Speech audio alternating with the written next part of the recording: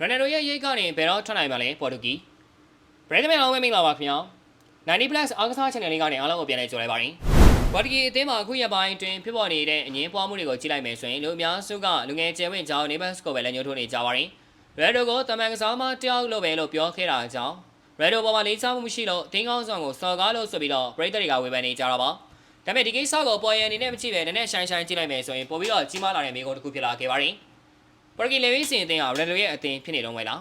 တကယ်တော့ဒီမေကွန်ဟာနေဘက်တယောက်ထဲတော့မဆိုင်ပါဘူးဘရူနိုဖာနန်နဲ့ဘာရိုစီဘာဗီဒီညာရာဖေးလီယာကိုဂွန်ဆာလိုရာမိုလိုလူငယ်မျိုးဆက်တစ်ခုလုံးနဲ့တက်ဆိုင်နေတဲ့မေကွန်ဖြစ်ပါတယ်လွန်ခဲ့တဲ့နှစ်ပေါင်း20ကျော်ကလေးကပေါ်တူဂီဘောလုံးလောကဟာရယ်ဒိုကိုပို့ပြီးတော့လေပတ်ခဲ့တာတော့မှန်ပါတယ်ပရိသတ်တွေကရယ်ဒိုကိုကြည့်တယ်မီဒီယာတွေကရယ်ဒိုကိုရေးတယ်ပြန်မဲ့တွေကရယ်ဒိုကိုကြောက်ကြတယ်အဲ့ဒီချိန်တော့ဒါမှန်ကန်တဲ့အရာတစ်ခုဖြစ်ပါတယ်ဘာကြောင့်လဲဆိုတော့အဲ့ဒီချိန်တော့ရယ်ဒိုကကမ္ဘာကောင်းဆုံးကစားမတယောက်ဖြစ်ခဲ့တယ်လို့ပေါ်တူဂီဘောလုံးလောကကိုလည်းအမြင့်ဆုံးအဆင့်ထိဆွဲတင်ပေးခဲ့သူဖြစ်ပါတယ်ဒါပေမဲ့အခုက2006ခုနှစ်မဟုတ်တော့ဘူး2016ခုနှစ်လည်းမဟုတ်တော့ဘူး2026ခုနှစ်ရောက်ရှိလာခဲ့ပြီဖြစ်ပါတယ်အခုချိန်မှာပေါ်တူဂီအသင်းထဲမှာလူငယ်ကစားမတွေဟာဥရောပထိပ်တန်းကလပ်အသင်းတွေမှာအဓိကနေရာကနေပါဝင်ကစားနေကြတဲ့သူတွေရှိလာခဲ့ပါပြီ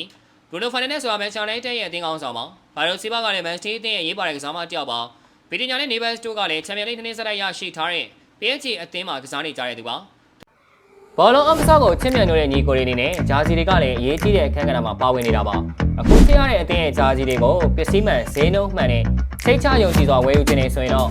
YGN ဂျာစီ short ရှိပါတယ်ကလပ်အသင်းနိုင်ငံအသင်းဆိုရင်ဂျာစီတွေကို player version, fan version နဲ့ time made one set တွေအပြင်အသင်း t-shirt တွေလည်းရရှိနိုင်ပါတယ် Royal Express ရောက်တဲ့မျိုးတိုင်းကိုအိမ်ရောက်ဝယ်ချေစနစ်နဲ့ရောင်းချပေးတာမို့လို့စိတ်ချလက်ချဝယ်ယူနိုင်ပါတယ်ညီကိုတို့ကြီးဝယ်ယူအားပေးခြင်းတဲ့ညီကိုတွေအနေနဲ့ YGN ဂျာစီ short ရဲ့ Facebook page Messenger မှာတွားရောက်ဝယ်ယူနိုင်ပါတယ်ခင်ဗျာစိတ်ချမ်းသာခြင်း YGN မှာဂျာစီဝယ်ပ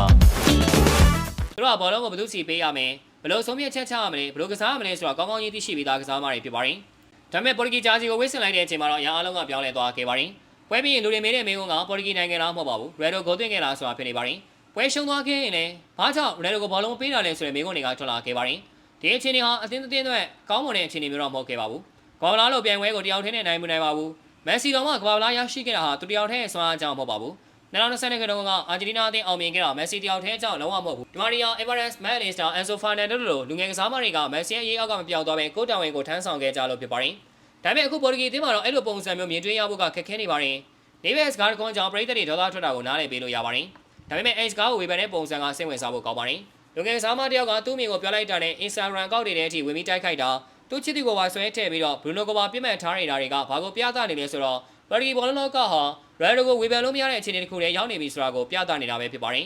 ရယ်ဒိုကိုလေးစားမှုရှိရမယ်ဆိုတာမှန်ပါတယ်သူ့ရဲ့အောင်မြင်မှုတွေကငြင်းဆန်လို့မရပါဘူးဒါပေမဲ့လေးစားမှုနဲ့ကိုယ်ရည်မှုကြားမှာမြင်းတစ်ကြောင်ရှိပါတယ်ဒီမြင်းကိုကြော်သွားတဲ့အချိန်မှာအသင်းအတွက်မကောင်းတော့ပါဘူးပေါ်တူဂီအသင်းရဲ့အကြီးမားဆုံးစိန်ခေါ်မှုကပြန်မဲ့အသင်းတွေမဟုတ်တော့ပါဘူးသူတို့ဟာရယ်ဒိုရဲ့ခစ်ကနေရယ်ဒိုနဲ့အတူနောက်ခစ်တစ်ခုကိုဘယ်လိုကူပြောင်းမလဲဆိုတာပါပဲအသက်40နှစ်အရွယ်ကစားမတယောက်ကိုအမြဲတမ်းအားကိုးနေတဲ့အသင်းဟာအနာဂတ်အတွက်အန္တရာယ်ရှိပါတယ်ရယ်ဒိုအနားယူသွားတဲ့နေ့မှာဘာတွေဖြစ်လာနိုင်မလဲဘသူကအသင်းကောင်းဆောင်ဖြစ်မလဲဘသူကအသင်းကိုဆွဲခေါ်သွားမလဲဒီမိကုန်းတွေကိုခုတည်းကဖြေရှင်းထားဖို့တော့လိုအပ်နေပြီဖြစ်ပါတယ်မော်ရင်ရယ်ဒိုဇာမဘွားကနေနားယူသွားတဲ့နေ့ကျရင်ပေါ်တူဂီအသင်းဟာဥတီချက်ပြောင်းဆုံးသွားနိုင်ပါတယ